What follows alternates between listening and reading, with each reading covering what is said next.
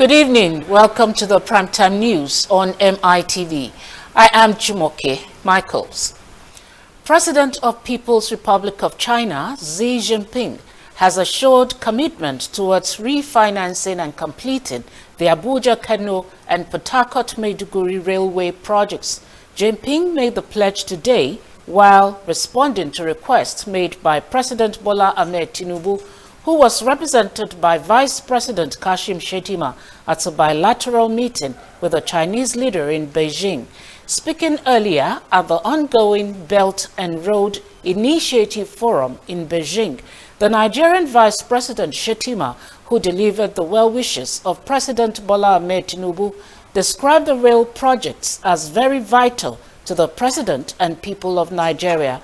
The Vice President stressed that President Tinubu remains committed to a stronger Nigeria-China tie, adding that it was laden with respect, non-political interference, and mutual international cooperations.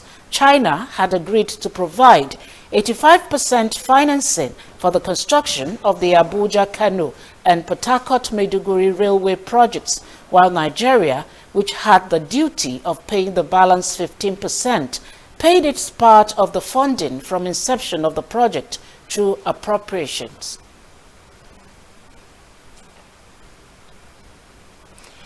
Here in Nigeria, the Supreme Court has fixed the date for the hearing petition of Abubakar Atiku, the People's Democratic Party's candidate in the 2023 presidential election, against President Bola Tinubu's election. According to a memo, the Apex Court fixed Monday, 23rd October for the hearing of the case. You will recall the PDP candidate on September 19 filed 35 grounds appeal challenging the verdict of the election petitions, which upheld Tinubu's victory in the election. The five-member panel, headed by Justice Hassan Samani, on September 6 dismissed the petitions filed by Atiku and his Labour Party counterpart, Peter Obi, for lack of merit.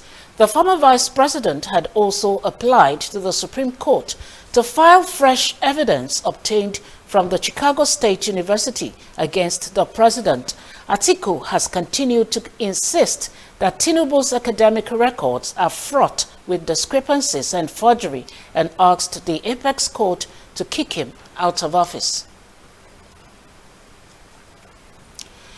In another development, President Bola Tinubu on Thursday approved the appointment of 8 new chief executive officers for parastatals and agencies under the Federal Ministry of Information and National Orientation with immediate effect.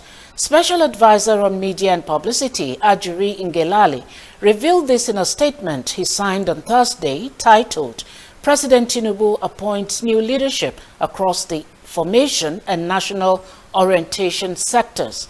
They include the National Orientation Agency, the Nigerian Television Authority, the Federal Radio Corporation of Nigeria, National Broadcasting Commission, Voice of Nigeria, Advertising Regulatory Council of Nigeria, News Agency of Nigeria, and the Nigerian Press Council. The appointments come 24 hours after closed-door talks between the President and the Information Minister, Mohammed Idris, at the State House, Abuja.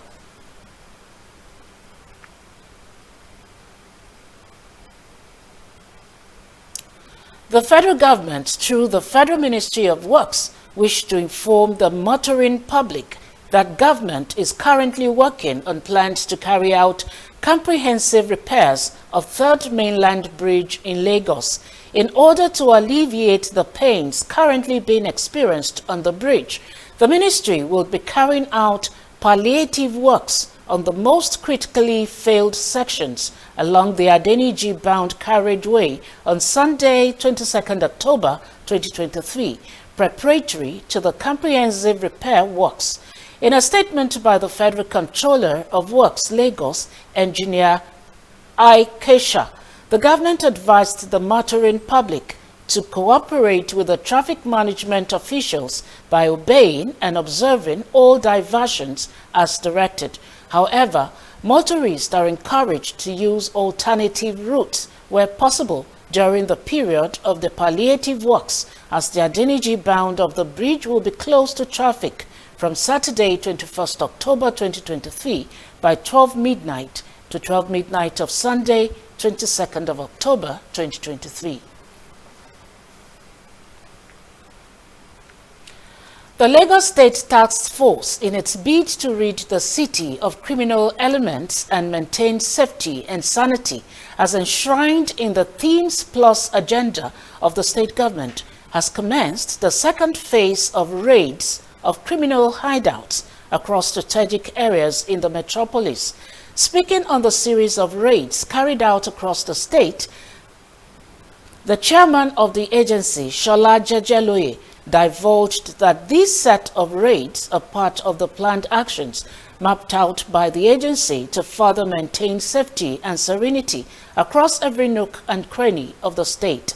In a statement by the Task Force Director, Press and Public Affairs, Gbadeyan Abdulrahim, he said that multiple raids, together with surveillance, patrols, and other security tactics, had all been implemented in the past quarters of year 2023, which has led to planned strategic operations for the final quarter of the year. CSP Jejeloye further affirmed that harmful weapons like jackknives, adjusted spark plugs, and sharpened screwdrivers were recovered from some of the suspected miscreants rounded up at Agege.